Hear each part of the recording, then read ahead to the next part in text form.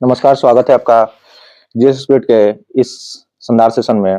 और ये न्यूज़ आप लोगों को मिल ही गया होगा अभी तक कि जो है बिहार पुलिस, बिहार एसआई, ठीक है, बीपीएसएससी का जो है बिहार पुलिस अवर सेवा आयोग का, यहाँ पे आप देख रहे हैं नोटिफिकेशन नंबर जो है 5/2025, जो कि आपका 1799 का ये नोटिफिकेशन नंबर है। यहाँ पर स्पष्ट तौर पर लिख दिया गया है कि मुख्य लिखित परीक्षा जो है माह अप्रैल 2026 में आयोजित नहीं की जाएगी। तो ये समझिए कि इस आयोग जो है, ये आयोग जो है आपका बीपीएसएससी का, ये आयोग भी पहली बार ही इस तरह का नोटिस निकाला कि ये एग्जाम नहीं होगी, ठीक ना। नहीं तो डायरेक्ट आपका जैसे कि पीटी का एग्जाम जो हुआ था, पीटी के एग्जाम में ही रिजल्ट में मेंशन आता है कि आपका मेंस जो है कब संभावित है। तो अप्रैल माह में संभावित था, वो भी आपका 3rd वीक में, ठीक है, 3rd वीक में संभावित था, जो कि 19 तारीख का लेटर जो है सर्कुलेट था सेंटर को लेकर। सेंटर नहीं मिल पाया है, चाहे आपका और भी अदर रीजन है कि 2 एग्जाम के बीच में एक दिन के बीच में कैसे आप ये एग्जाम करा रहे हैं। तो बहुत सारे छात्र नेता जो है, सौरभ कुमार, दिलीप कुमार, इन लोगों का भी ट्वीट था, आदेश पुरी जी का भी ये मानना था कि आप एईडीओ के बीच में कैसे इसको आप करा रहे हैं, ठीक है। ये सब चीज हो गया है, अब तो जानकारी आपको मिल ही गया होगा, कोई दिक्कत नहीं है।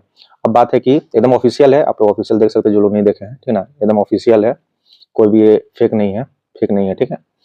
तो अब है कि एग्जाम कब होगा। तो अभी बीपीएसएससी के पास आप सोच के चलिए, बीपीएसएससी के पास कौन कौन से एग्जाम है कराने के लिए। एक तो एग्जाम है आपका ये बिहार एसआई मेंस 1799 का, ठीक है। और उसके बाद है आपका 78 पोस्ट का एक्साइज का पीटी लेना है प्री, ठीक है। और उसके बाद हवलदार क्लर्क, ठीक है ना, हवलदार क्लर्क का जो है उसका एग्जाम होना है, ठीक है। तो हवलदार क्लर्क का क्या है कि जो भी है फोटो सिग्नेचर का जो आता है आपका नोटिस लेटर कि किसका किसका फॉर्म जो है सबमिट हुआ है या फिर आपका रिजेक्ट हुआ है। तो रिजेक्शन फॉर्म हवलदार क्लर्क आ गया है। तो पहला प्रेफरेंस रहेगा आयोग का 1799 एसआई मेंस का कि इसको कराया जाए।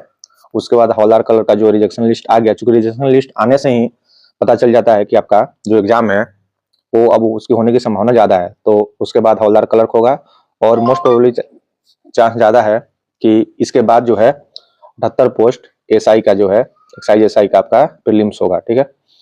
तो अभी 25 से लेकर 30 तक तो आपका मेंस होगा, बीपीएससी का मेंस होगा, ठीक है।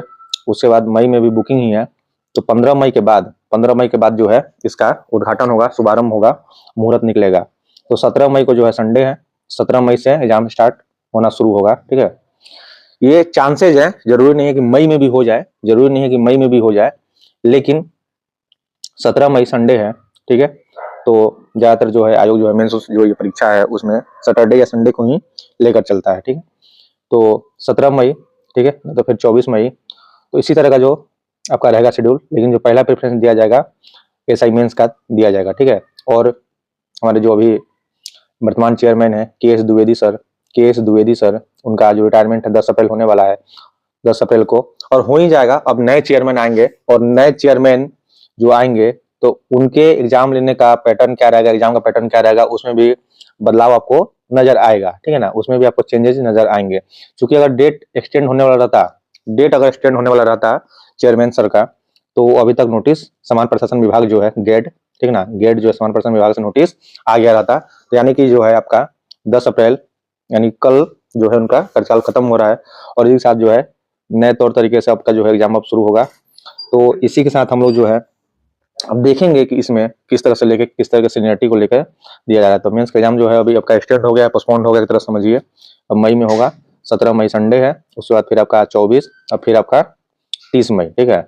तो यही आपका शेड्यूल में है मेंस, फिर हवलदार क्लर्क, फिर उसके बाद लेकर आपको एसएस, तो फिर आपका 78 पोस्ट एक्साइज का। तो अब हम लोग मिलते हैं अगले वीडियो में, ठीक है। Thank you for watching.